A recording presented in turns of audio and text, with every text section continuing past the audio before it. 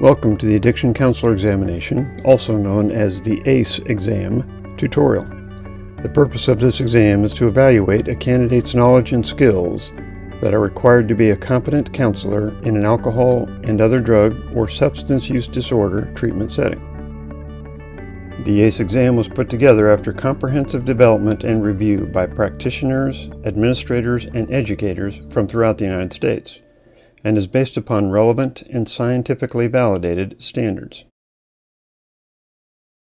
which includes the specific competencies and standards established by the U.S. Department of Health and Human Services, counselor competencies addressed in the nationally distributed Addiction Professional and MAT Counselor publications, input from a national survey of over 200 subject matter experts, which established the relative importance of the required knowledge and skills competencies, an evaluation of the exam questions by a subject matter expert panel that reviewed and evaluated every question in order to make sure that the exam appropriately measures the necessary knowledge and skills of an individual serving as a counselor in an AOD or SUD treatment program. And finally, the entire exam and exam development process was subjected to a scientific validation process, a psychometric evaluation, by a nationally recognized test validation expert, in order to make sure that the most important parts of the job are adequately represented and tested in the examination, and that the knowledge and skills of the candidates for certification as an AOD counselor are uniformly measured and tested.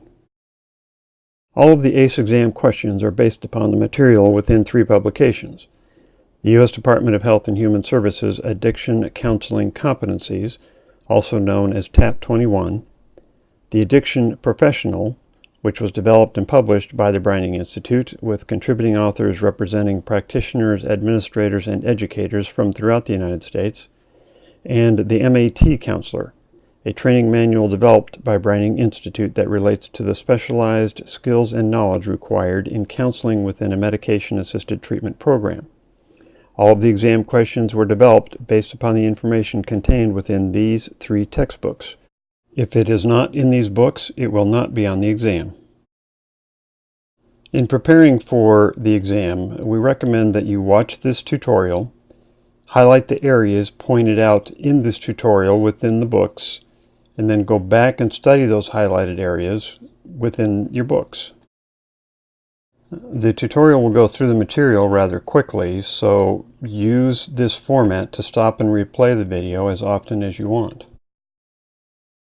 The reason most cited for failing the exam is not studying the material. You may have already learned most of the information that is contained in the books, but don't assume that your past knowledge will help you pass this exam.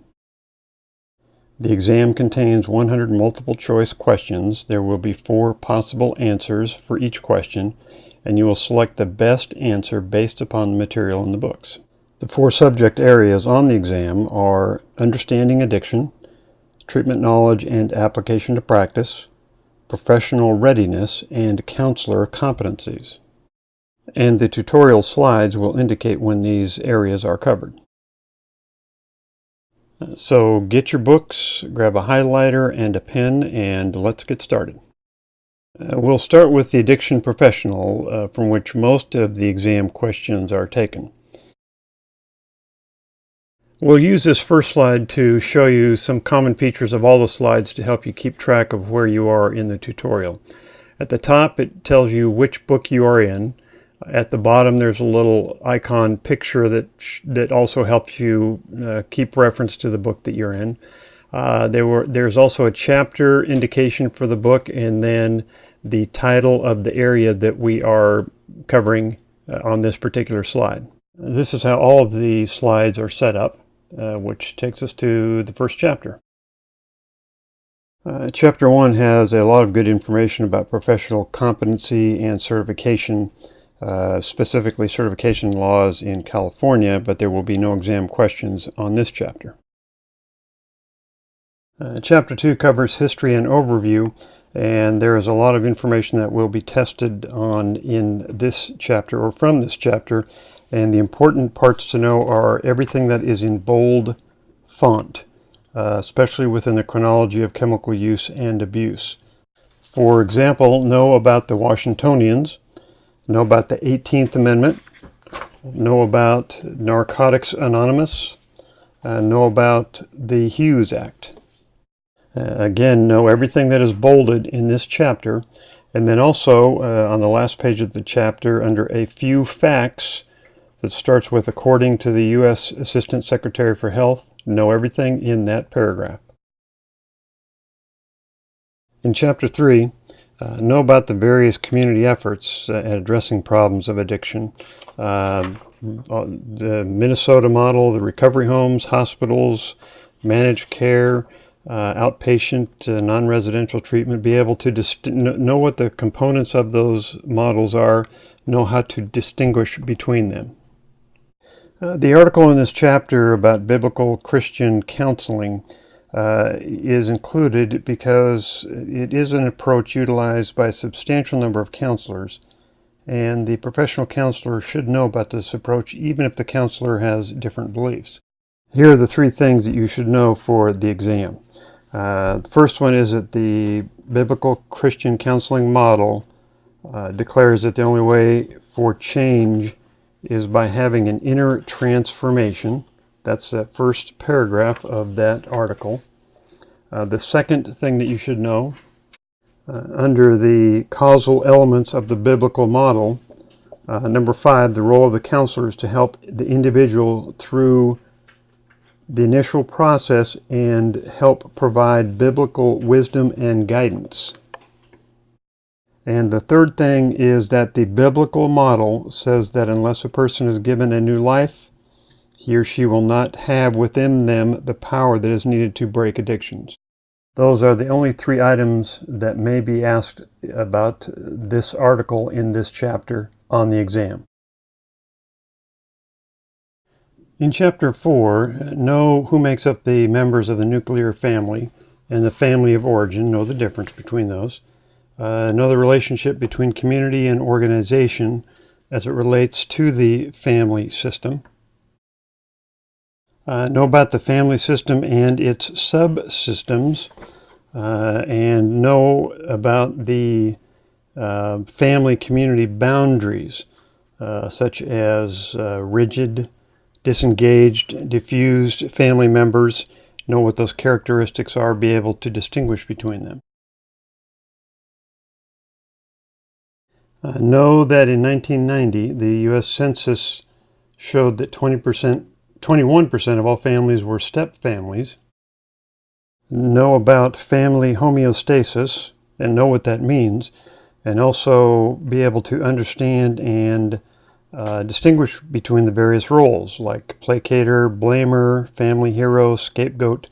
Know what all of those characteristics are, all of those roles are, and again, be able to distinguish between all of them.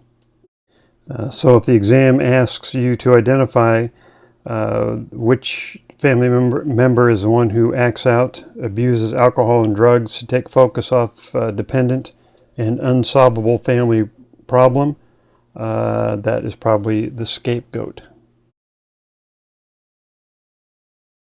In Chapter 5, know which Latin word personality comes from, know the differences and be able to distinguish between id, ego, and superego, and know about the information contained in this chapter about the Myers-Briggs test. Also know about Erik Erikson's 8 stages of psychosocial development, and know the general differences exhibited by well-adjusted versus addictive persons in dealing with fears and anxiety. In Chapter 6, know the definition of the terms provided: ethnic, nationality, race, minority, bigotry, prejudice, bias. Be able to distinguish between each one of those terms. Know the meaning of each one of those terms. And also know and be able to distinguish between ethnic and cultural stumbling blocks and building blocks. Know the factors that increase women's risk for alcohol problems, and also know the people generally included in ethnic groupings in alcohol research. Know the general prevalence of drinking among different ethnic groups, And also know the following, that ethnic and cultural considerations in a therapeutic group setting enhance the group process and promote treatment goals. Understand that minorities may be underrepresented in addiction therapy and why. Understand that a counselor and client awareness of their own prejudices can minimize resistance and promote treatment goals. And understand that counselors should be educated about the norms and lifestyles of minority group members in order to discern which behaviors are symptomatic of personal psychopathology and which are attributable to cultural influences.